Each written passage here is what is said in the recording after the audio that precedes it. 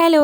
എങ്ങനെയുണ്ട് എല്ലായിടത്തെയും മഴ വിശേഷങ്ങളൊക്കെ? ഇവിടെ എറണാകുളത്ത് നല്ല മഴയാട്ടോ. ഇടവിട്ട് മഴ പെയ്തുകൊണ്ടേയിരിക്കുകയാണ്. ഞാൻ കഴിഞ്ഞ ദിവസം എൻ്റെ വീട്ടിൽ പോയിട്ടുണ്ടായിരുന്നേ. പക്ഷെ എനിക്ക് അവിടെ നിന്നിട്ട് ഒരു സമാധാനം ഉണ്ടായിരുന്നില്ല. കാരണം ഇറങ്ങാനുള്ള തിരക്കിൻ്റെ ഇടയിൽ ഞാൻ ഏതെങ്കിലും ജനലുകൾ അടയ്ക്കാൻ വിട്ടുപോയിട്ടുണ്ടോ, മഴയും കാറ്റൊക്കെ വന്നപ്പോൾ വെള്ളം മൊത്തം അടിച്ച് വീട്ടിനകത്തേക്ക് കയറിയിട്ടുണ്ടോ, ഇങ്ങനെ നൂറ് ചിന്തകളായിരുന്നേ. അതുകൊണ്ട് പിറ്റേ ദിവസം തന്നെ തിരിച്ചു വന്നു. ബെല്ലയാണെങ്കിൽ മഴയത്ത് കൂടെ തേരാപ്പാരം നടന്ന് രോമം മൊത്തം ഒട്ടിയിരിക്കുകയാണ്. കുഞ്ഞുങ്ങളായ പിന്നെ അവൾക്ക് ഭയങ്കര വിശപ്പാണ് കേട്ടോ. എന്തേരം തിന്നാൻ കൊടുത്താലും പിന്നീന്ന് മാറൂല. വീട്ടിൽ വന്ന് കയറി ഒന്ന് റൗണ്ട് അടിക്കുന്നതിന് മുമ്പേ ഒരു മഴ പെയ്തു.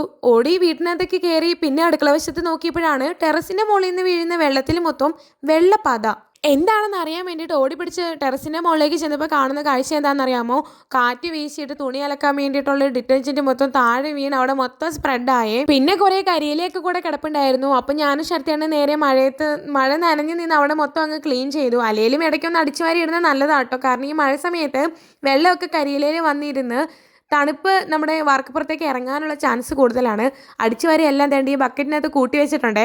എനിക്കാണെങ്കിൽ മഴക്കാലം ആയി കഴിഞ്ഞാൽ പിന്നെ തുണി ഉണക്കിയെടുക്കാൻ എന്തൊരു പാടാണെന്നറിയാമോ? എങ്ങനെയെങ്കിലൊക്കെ എവിടെയെങ്കിലൊക്കെ ഇട്ട് ഉണക്കുമ്പോഴത്തേക്കും വരുന്ന ഒരു കാറ്റും മഴയും കൂടെ ഉള്ളത് മൊത്തം വീണ്ടും നനയും. മഴ പെയ്ത് കാറ്റൊക്കെ വീശി എൻ്റെ അഗ്ലോണിമയുടെ ഇലയൊക്കെ അഗ്ലോണിമ ചെരിഞ്ഞ് നിന്നു കേട്ടോ. ഇനി ഒരു കമ്പൊക്കെ ഇട്ട് നാട്ടി കൊടുക്കണം. പൂ കൊണ്ട് നിറഞ്ഞു നിൽക്കാന്ന് പറഞ്ഞാൽ യെല്ലോ ബോഗൺവില്ലയിലെ പൂക്കളും പൊഴിഞ്ഞു. പിന്നെ ബാൽക്കണിയിൽ വെച്ചിരിക്കുന്ന വിങ്ക റോസിലേക്കൊക്കെ മഴവെള്ളം നന്നായിട്ട് ചാടുന്നുണ്ടായിരുന്നു. അതുകൊണ്ട് ഞാൻ അതങ്ങ് സൈഡിലേക്ക് മാറ്റി വെച്ചു. കാരണം ഒരുപാട് മഴവെള്ളം വീണ് കഴിഞ്ഞാൽ അത് ചീഞ്ഞു പോകാനുള്ള ചാൻസ് ഉണ്ട്. എന്തോ ഭാഗ്യത്തിന് മോൺസ്റ്ററിക്ക് കമ്പ് കെട്ടി കൊടുത്തിട്ടുണ്ടായിരുന്നു. അതുകൊണ്ട് കാറ്റത്ത് വീണ് പോയില്ല. അടുക്കള സൈഡിലാണെങ്കിലുണ്ടല്ലോ മണ്ണൊക്കെ കുറെ ഇടിഞ്ഞു വീണിട്ടുണ്ടായിരുന്നു. എൻ്റെ ടെൻഷൻ മുഴുവനും മണ്ണ് മൊത്തം കൊണ്ട് മെലസ്റ്റോമയുടെ മുകളിലേക്ക് ഇടിഞ്ഞു വീഴുമെന്നായിരുന്നു. പക്ഷെ എന്തോ ഭാഗ്യത്തിന് അങ്ങനെയൊന്നും നടന്നില്ല.